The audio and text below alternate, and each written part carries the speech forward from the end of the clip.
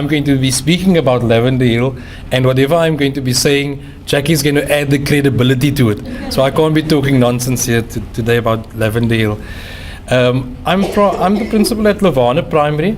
Lavana Primary is, we serve the communities of Lavender Hill, Hillview, Seawinds, and St. Montague Village, and all the informal settlements that are neighboring there. The school has been established since 1977, so we're just on 41 years old. Our school, just to give you the context of our school, the community is impoverished. It's a disadvantaged community where there's violence, there's substance abuse, there's a lack of parental guidance, and our school struggles daily. Lavender is also an area predominantly characterized by unemployment and poverty. We have 1,060 learners at the school. We are a no-fee school, ranging from grade R to grade 7. We face new challenges and obstacles. However, we strive to give our children the best possible education. We are a school of excellence, and at every opportunity we mention this to our children. We tell our children that they are at a school of excellence. Earlier on, Louise mentioned about safety, and she mentioned something as simple as safety. Now, I just want to, it's strange how I want to link that to where I am and what we are doing and the partnerships that we have established. So, if we look at, the successful leadership puzzle, then I'll open up all. Then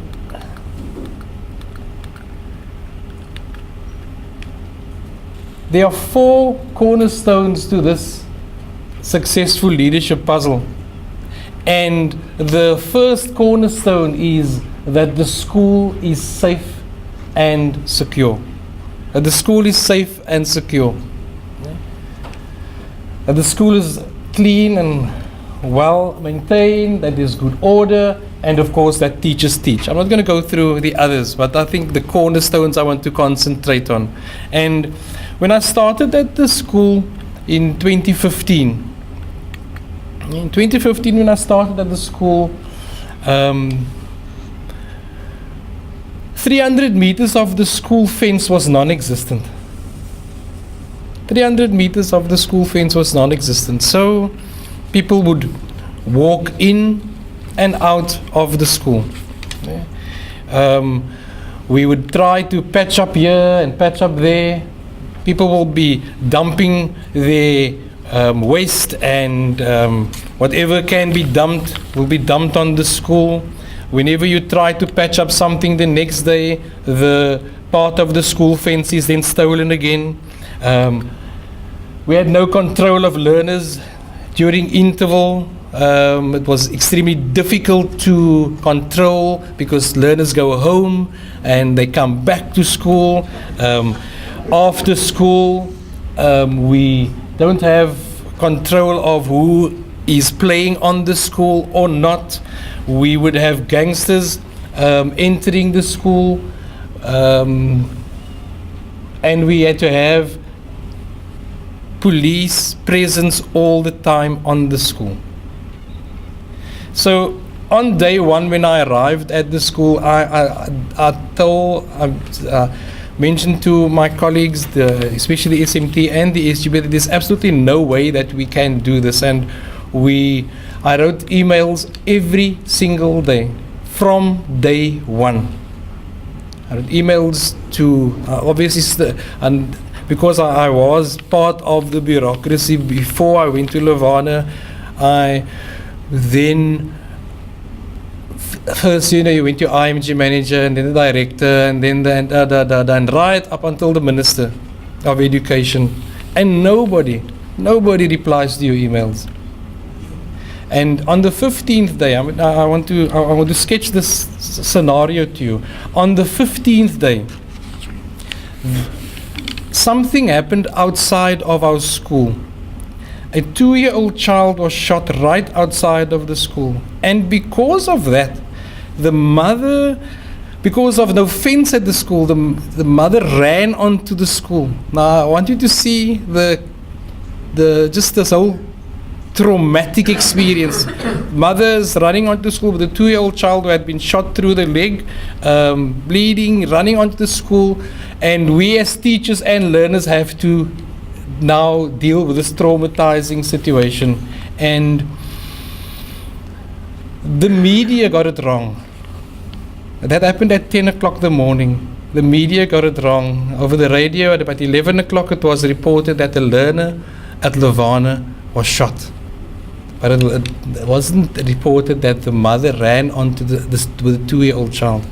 And colleagues, ladies and gentlemen, it happened at 10 o'clock, 11 o'clock the media report, and at 12 o'clock we had a representative from the education department, we had a representative from the public works to come and install 300 meters of the school fence. I had my paper trail and everything, but it took something like that to happen there. I just want you to see the context of our school.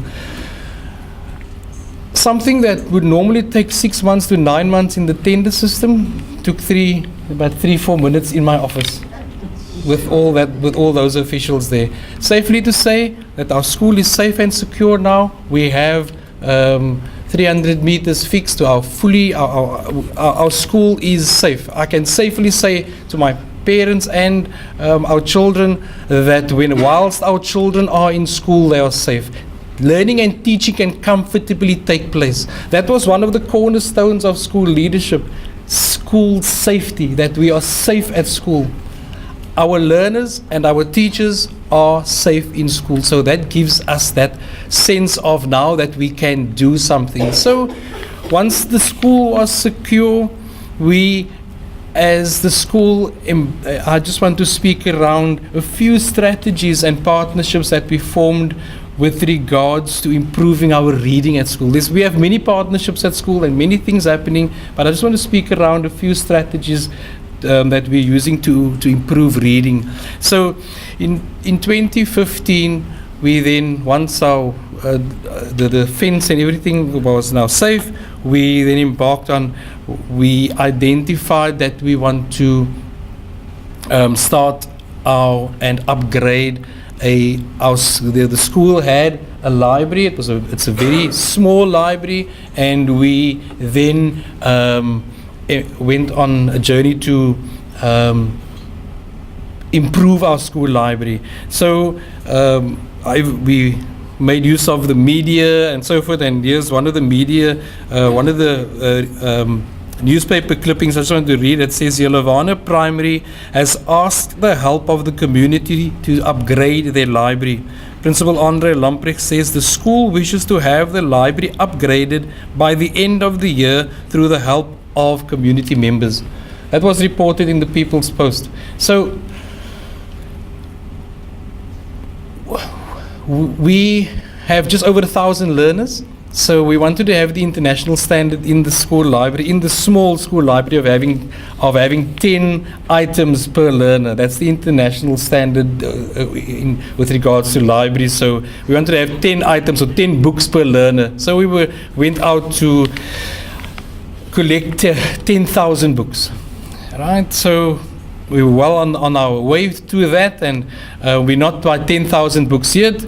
We just on 5,000 books. But during 2015 also, my journey with Partners for Possibility also started. And there's my partner, Peter Venn, and our journey together started. And one of the things that we also identified then was to upgrade the school library.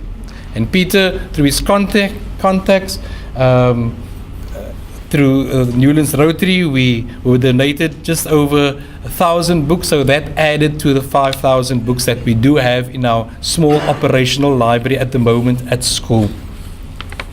But myself and Peter, we identified 3 things that we wanted to do, or 3 infrastructural things for our partnership, and that was that we wanted to have a school library, wanted to have a school hall, and of course the sports field, right, which was non-existent. So the number one reason for the library was, or to establish the hall and the library, was to integrate the community, the learners, and the parents of the learners. So our partnership, we were, through Peter, we got a donation of over R1 million for the school library. So we were able to build a school hall. We were able to, we now have a sports field, and just yesterday they started building our school library. So, yeah. So by the end of this year, we would have in the 3 years, we would have achieved our infrastructural goals that we had set for ourselves in terms of the school hall, the sports field, and the school library. Our school library, Lavender Hill, does not have a community library. There is not, can you believe, in that community there is not a library that the community can make use of.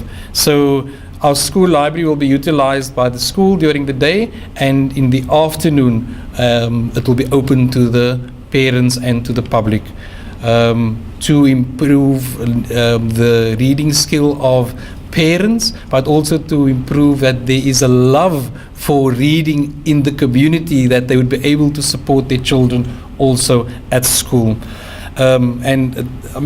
The parent involvement activities that are effectively planned and well implemented result in substantial benefits for children, parents, educators, and the school.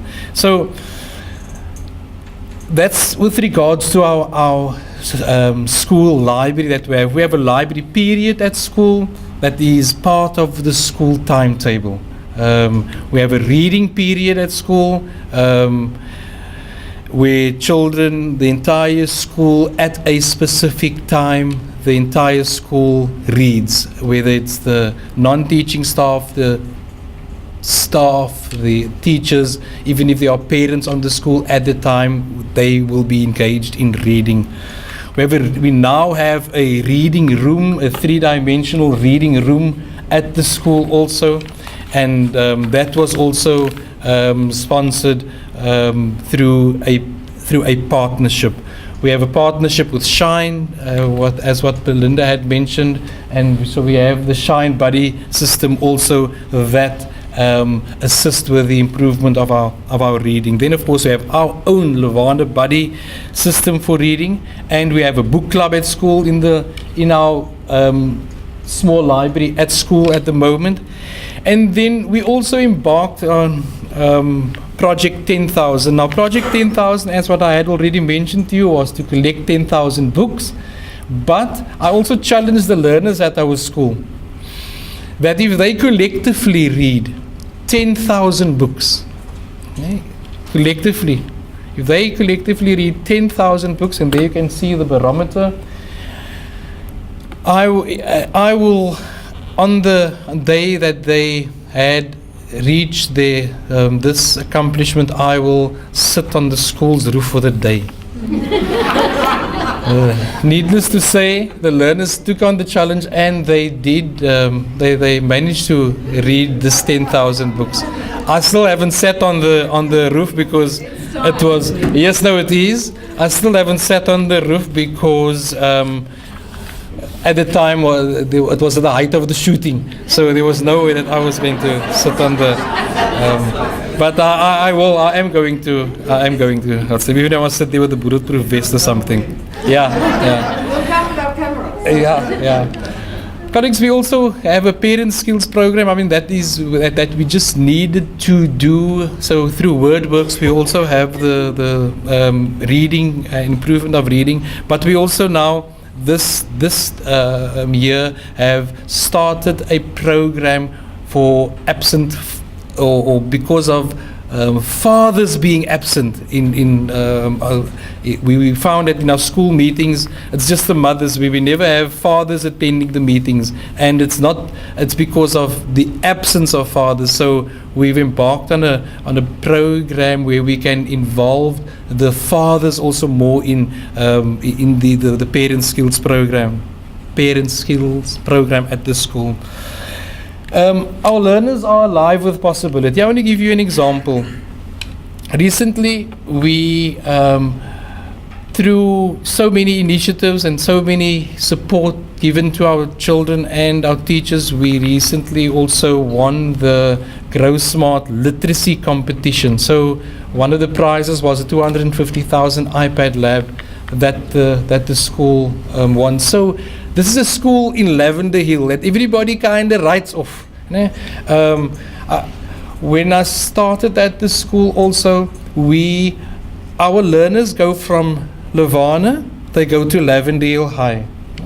And now please, absolutely nothing wrong with Lavender Hill High, but please understand, the cycle is just never broken. They grow up, primary school, high school, and they get married and they stay in Lavender Hill. So we embarked on a project and partnered with the school, and this partnership also came about through our learners, our grade 7 learners, attending a leadership camp at one of the Fishhoek Primary, and when they attended this workshop for the grade or the prefects, one of the facilitators there, Fatima Jakut, she then invited us to she invited the grade 7s to come to Cape Academy because they have some aeronautical school there, and the children, grade 7s, went there. And at the end, the grade 7 teacher said to our head girl, please will you just do a vote of thanks. And this child did an impromptu vote of thanks, and the people present there were just so blown away by the way Shamika presented herself. And when the teacher came back to school on that day, she said to me, Mr. Lamprecht, you know that Cape Academy is starting grade 8s next year, that following year. And I said, look, it's November. The possibility of this child being accepted at that school is not going to be possible. But it's still, I called the principal, and I said to him, look, I'm going to bring this child to you now. And we went to Cape Academy, and when we got there, the principal was busy, but we waited, and he spoke to her just for 3 minutes afterwards, just 3 minutes. And in that 3 minutes, he said to me, I want this, I want this child at my school. She's now grade 10, but let me tell you about Shamika. Whilst Shamika was in grade 8, she was the top learner at Cape Academy. When she was last year in grade 9, she was the top learner at Cape Academy. She's in grade 10 now, she's the top learner at Cape Academy. This year, she was just awarded the Ernest & Young award, and her studies are now paid from where she is now in grade 10 until her PhD level of study. But it is about, you see, it's about partnerships, and now our school has, because of Shamika, 9 other learners have also been accepted at Cape Academy. They're now in grade 9. Last year when they were in grade 8, Levana's learners were the top learners at Cape Academy. This year they're grade 9, they are the top learners at Cape Academy. But, ladies and gentlemen, you know, it is about opportunity. We give education, but we also need to create opportunity, and it's through partnerships, because now Cape Academy has now partnered. They have now said to us that Levana will be one of their feeder schools. And if it wasn't through a partnership with, for example, with Fishhook, that we could go to that leadership camp, that opportunity would never have been there. So continually we're seeking ways of finding partnerships and so forth. So just to conclude, we have a partnership with Reed, with Living Through Learning, with Shine, with WordWorks, with the Principals Academy. We have a mentorship program that mentors our grade 1 and grade 2 teachers. So, but it all comes through partnerships, and I've said there, I've called it the partnerships of possibility. But for me, my partnership of possibility really started in 2015 when I had the opportunity to be part of the Partners for Possibility program, and all these activities that take place at our school. I just want to conclude and say that makes that kind of thing when children are comfortable at school in the afternoon and they can fall asleep whilst their brothers and their sisters are part of the after school program. And this little girl, Adele, she's resting there waiting for a grandmother who is at the school assisting with disinfecting the toilets in the afternoon. So, just partnerships with parents and with other organizations and so forth. But I cannot emphasize more the importance and the strength of us as a school to have partnerships and not just be thinking that we will just restrict ourselves to Lavendale. Thank you very much. And what struck me is passion for my kids in my school. That is very striking. And it's inspirational, isn't it? When Professor Jansen says leaders should be dealers in hope, those two principles give me hope. And I think it's a kind of invitation for all of us to do the same. Jackie. Thank you, Louise. Good afternoon, everybody. Jackie Connor from Lavendale High School. Thank you, Andre, for that inspirational story. We see each other so often, but I think a person tends to forget what we are doing on that side of the world. So what struck me today was our children have so much potential. Our children in Lavendale, they have so much potential.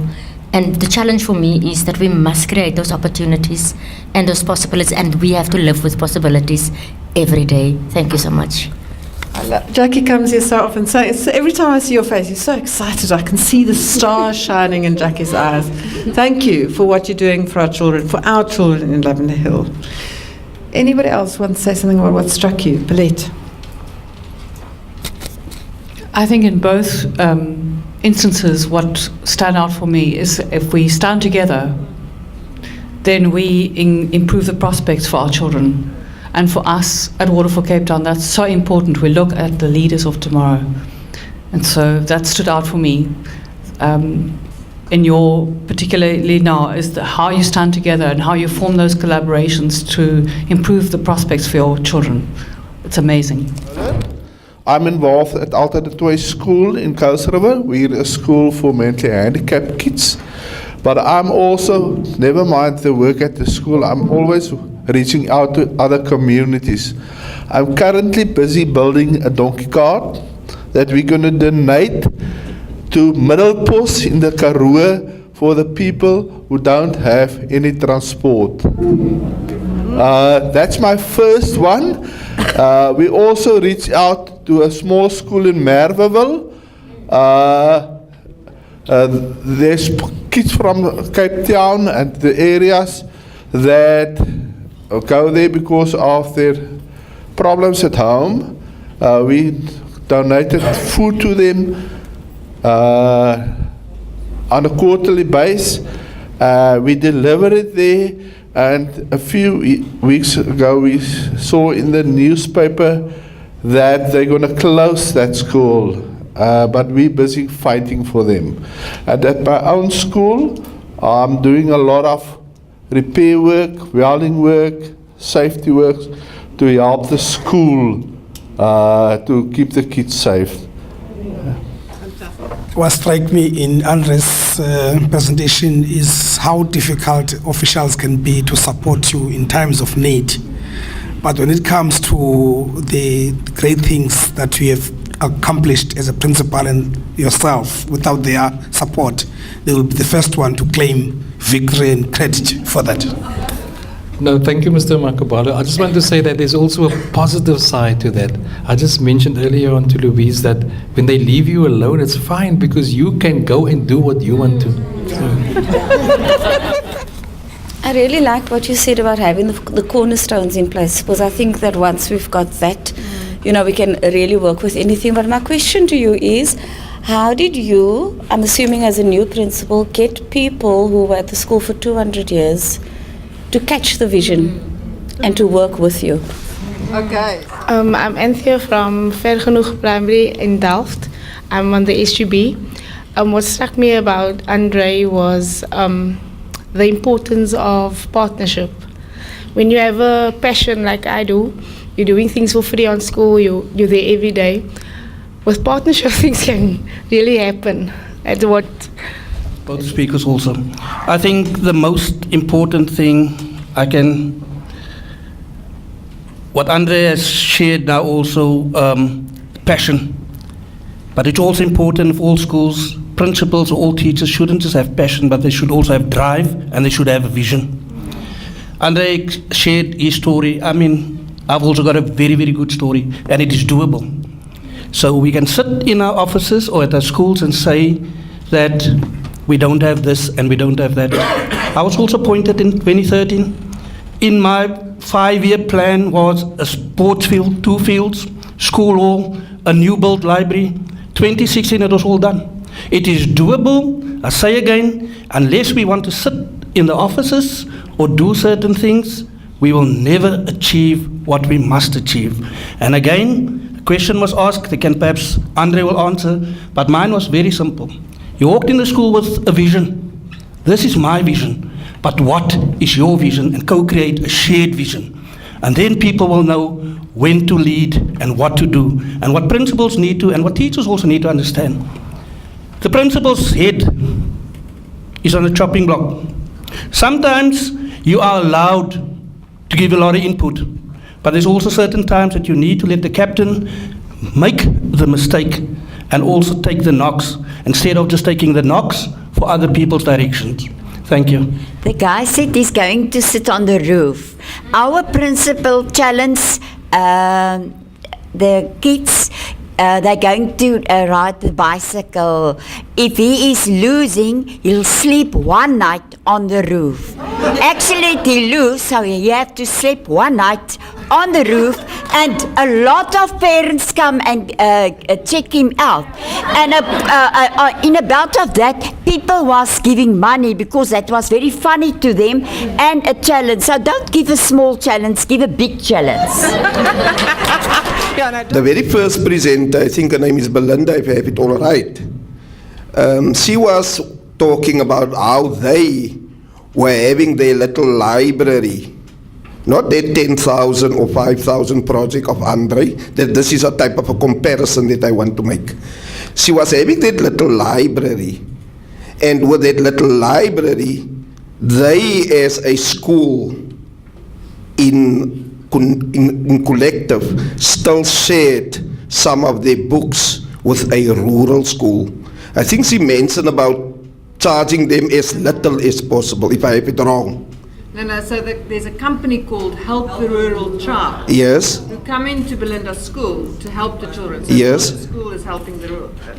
Yeah, but what I'm trying to say here is the partnership is not only about getting, but the partnership is also about sharing. Find people and say to you, you know, with Andre's story, what really struck me was the fact that he had this vision for the library, but it opened it started off with a fence and all of that, but one thing just led to the other, and I think it is just a case of you were given that opportunity, you saw it, you had the vision, and you made that vision grow even bigger.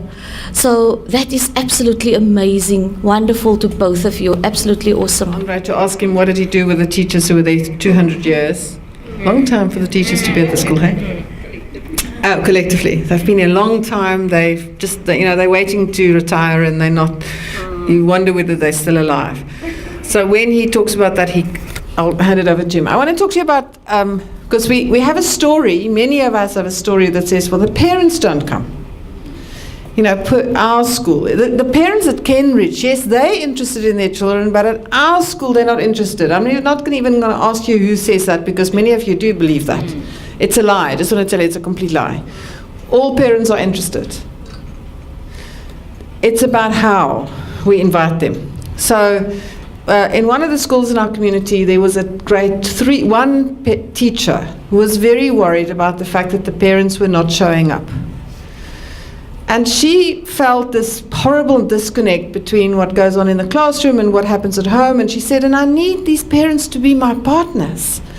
But she didn't know how to make it happen. So she thought and she thought and she thought and she thought. And then one day she came across this idea of positive psychology and focusing on people's gifts.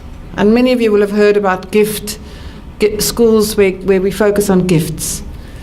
Strength-based schools.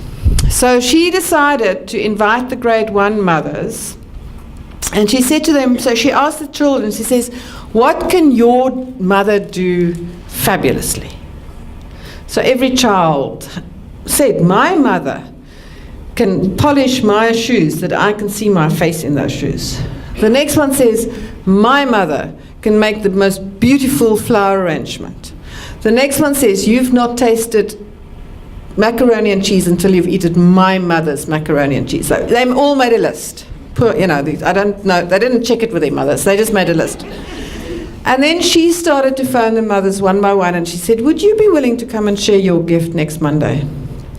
So the mother who knew how to do the shoes came with the brushes and the shoes and the polish, and she spent 15 minutes showing the kids how to polish your shoes that you can see your face. And then the next week, the mother who made the macaroni and cheese came to show the kids how to make a macaroni and cheese, and she sent them home with a nice recipe. And then the next one, and you know what happened? Suddenly these mothers, who each had a gift, and everybody knew they had a gift, felt like a part in that grade 1 classroom. So when she started to build her WhatsApp group, she started to get connected with mothers who loved being in that classroom. And the story just shifted overnight. So I really want to encourage you to pay attention to how we create these new possibilities in our schools, because it doesn't happen by, telling people that they should get involved, but it's about inviting and then focusing and making them feel loved and appreciated rather than judged and criticized. So on that note, Andre, how do you deal with these teachers who've been there forever? Say when I started at the school, on the first day when I went to the school, now take into consideration that of my colleagues are there 41 years, 40 years, 35 years. Of the 26 WCED educators was on the establishment, 20 of them, 20 are over 50. And 12 of that 20 are over 55. So I still see myself, and I don't make a secret of this, I still see myself as the baby at school. I say that to my colleagues just in terms of years of experience. So on the first day when I came to the school, we have 2 deputies, and both of them are at the school for just on 40 years. One of them said to me, I'm at this school since 1977. Were you born that time already? And I said to her, no, yes, I was born at that time already, but I'm looking forward to your experience and my youth. And so I want to just answer by saying everything is relational. I don't see myself as a know-it-all at school. I came at the school as an inexperienced principal. I was never a principal. I was never a deputy principal. So I came to the school as an inexperienced principal, and I didn't make as if I'm the know-it-all, not in any way. And I still manage the school in that way, collaboratively. We have a shared vision. Everybody is involved, but I mean there is times when the principal need to be the principal. Yeah, thank you. And at that time, my daughter was grade 7, so this boy was grade 7, so I thought I understood grade 7s. Now, that was a big mistake, but anyway, there I was, and I'm having a conversation with him, and at that time, my daughter already had about 10 different careers that she was considering. She said if I was going to become an engineer, I was going to Stellenbosch. If it was going to be a marine biologist, then I will go to UCT. I may do this other thing that might take me to so she had she had her future mapped out for her. And I kind of thought that's how it works with all grade 7s. So I said to the grade 7 boy, what are you going to be one day? Thinking he's going to say engineer or a microbiologist or whatever. He looked at me like this. He says, Miss, I'm going to be an MBA one day, Miss. So I said, what are you going to do with your MBA? Because it's a degree, it's not a job. He goes, Miss, can you start a job with an MBA? Can you start a business with an MBA, Miss? So I realized that story that I had, that all grade 7s had a dream and a vision and knew which universities they need to go to, and that's just nonsense. So from 2011, and I'm just thinking, I think have you not been to one of those? There's some people in the room who've been to some of these Kanamea primary career evenings. So from grade 7, and Charmaine, we need to organise this year's one. But we arrange in October every year a career evening, and I invite. So there's 70 children in grade 7 in Kanamea Primary. I invite 70 adults from my life. So you're all invited. You just need to tell me whether you want to come. We'll send you an invitation. 70 adults, and then I get on this evening in October. We create opportunities for these 70 young people, 70 grade 7s, to have conversations one-on-one with 70 adults. Now, these adults are everything. They're marine biologists and engineers and doctors and nurses and teachers and rugby players and, the whole thing. And then we have conversations with them about their dreams and their aspirations for the future. And there would be a doctor, and they'll have a conversation with a doctor, and then the next person they talk to is an engineer, and the next person is an accountant, and the next person whatever. So they have like 4 or 5 of these one-on-one conversations. And it's amazing. And the kids say to us, and we have a conversation, so then the adults and the kids have a conversation, and the kids say, we're so sorry for you adults who didn't have this when you grew up, because it must have been apartheid that stopped you from having these kind of... So no, it was just because nobody arranged it for me. It wasn't about apartheid. I mean, I didn't know, I didn't have those opportunities to talk to adults who had those jobs.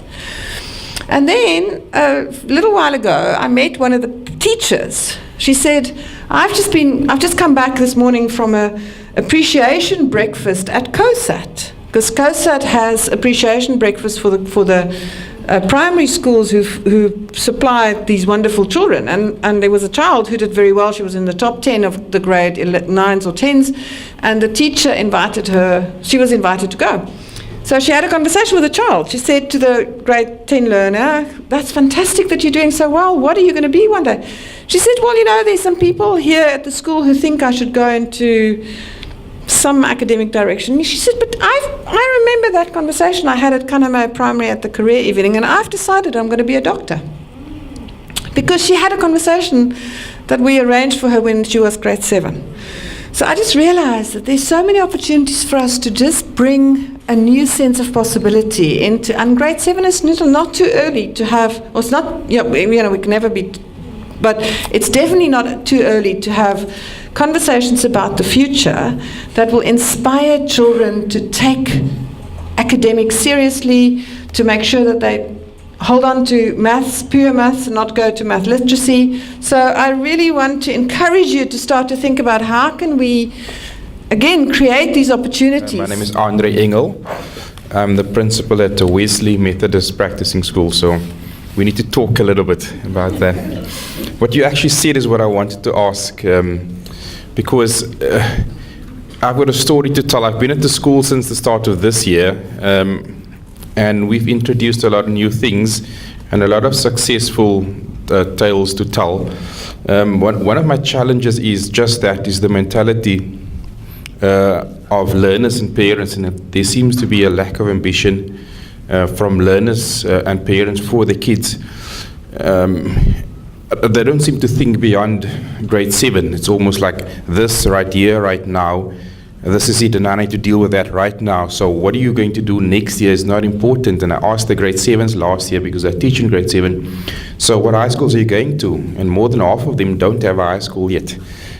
So my question really is, what have you done in terms of shaping or changing the mentality of the community, and especially the learners? My learners also seem to be, the more they get, the more they want for free. So they know that I've got a stash of pencils in my office, so it seems to me that they don't care to pack in an extra pencil, because they know I'm going to get one in Mr. Engel's office. And there's that not taking ownership of my learning and trying to run away from that. So just, if you can just give me some advice on that. The other thing I just need to quickly say is that I'm not a musical person, but for some reason, I was inspired to buy a piano for the school. And this kid walked into this room and he saw the piano. He's never seen it, and never played it before, and asked me, can he try it out? And I said, by all means, go ahead. So he tried it out, he played it, messed around a bit, and someone came in and showed him one or two things. And he's just, I'm going to play you a sound clip that I walked in there today, because it's opposite my office, and he just comes in there every break time, before school and after school, and he just practices and plays. And just a little clip of what I heard today, so hopefully you can hear this.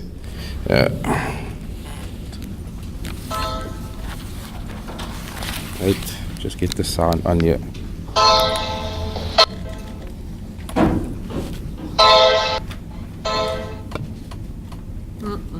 Not working.